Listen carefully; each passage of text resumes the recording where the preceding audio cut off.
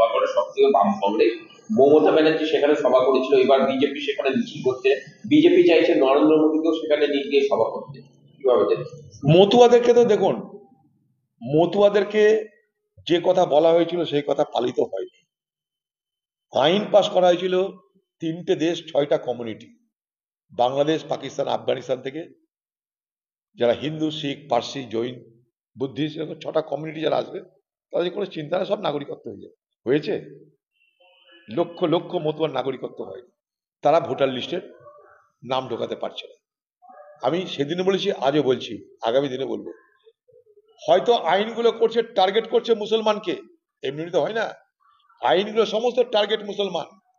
আমি পার্লামেন্টে দাঁড়িয়ে বলেছিলাম, ভারতবর্ষের সংবিধান অনুযায়ী আমি বিশেষ একটা ধর্মের লোককে, তারা অত্যাচারিত হয়ে ভারতবর্ষে এলেও তাদেরকে আমি কোনো জায়গা দেব না, বাকি সবাইকে জায়গা দেব।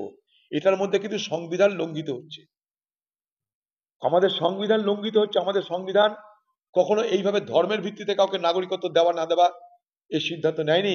ভারতবর্ষের পার্লামেন্টে নিয়ে বহু আলোচনা হয়েছে, গণপরিষদে বহু আলোচনা হয়েছে। তাই আমি পার্লামেন্টে দাঁড়িয়ে বলেছিলাম যে এই নাগরিক আইন, it is nothing but A targeted legislation. কাউকে লক্ষ্য করে এই আইন তৈরি হচ্ছে। কাকে লক্ষ্য করে? ভারতবর্ষের সংখ্যালঘু মুসলমানদের লক্ষ্য করে, কারণ তাদের যেন নাম থেকে বাদ যায়, এটাই তো লক্ষ্য ছিল। পার্লামেন্টে দাঁড়িয়ে বলেছে ভুল করছেন আপনারা, টার্গেটেড লেজিসলেশন করবেন না, ক্ষতি হবে। আমাদের দেশ আজও শক্তিশালী দেশ, তার কারণ সবাই মিলেমিশে আমরা বসবাস করি এখানটায়। আজকে চলে যান, আসামে এনআরসি হয়েছিল, বিদেশি চিহ্নিতকরণ হয়েছে, তাতে 19 লক্ষ লোকের নাম পাওয়া গেল, 14 লক্ষ হিন্দু, 5 লক্ষ মুসলমান। আবার বলছি, এই পশ্চিমবঙ্গে এসআর হবে তো টার্গেট মুসলমান, কিচ্ছু করতে পারবে না, একটা মুসলমানের কিচ্ছু হবে না।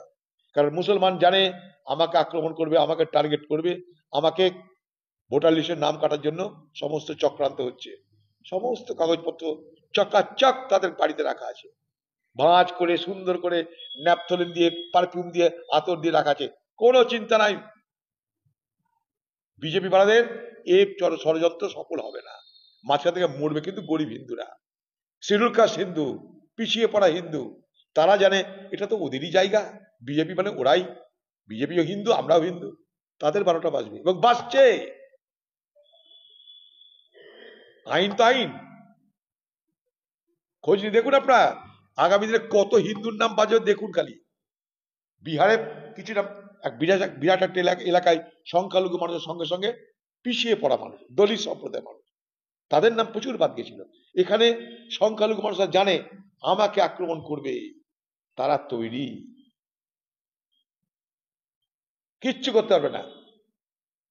আচ্ছা, মুসলমান নাকি এরকম লক্ষ লক্ষ মুসলমান পশ্চিমবঙ্গে এসেছে, লক্ষ লক্ষ হিন্দু এসেছে, পার্টিশনের জন্য এসেছে, বাংলাদেশের ধর্মীয় অত্যাচার এসেছে, হয়েছে। লক্ষ লক্ষ মুসলমান বাংলাদেশ থেকে এসে এখানে কোথায় বসবাস করছে আমার জানা নাই। আমরা তো মুর্শিদাবাদে থাকি, আমরা জানি বাংলাদেশের লোক কারা, মতুয়া কারা, ভয়ে পালিয়ে এসছে কারা। হ্যাঁ, রুটি রুজি রোজগার জন্য কেউ আসতে পারে, বর্ডার পয়সা দিলে আসা যায়। যারা যাচ্ছে বর্ডার পার হয়ে, তারা মালপত্র রেখে যাচ্ছে, তালা মেরে যাচ্ছে, এসে আর শেষ হবে, আবার তারা চলে আসবে, এটাই গল্প হবে। মিলিয়ে নেবেন আমার কথা।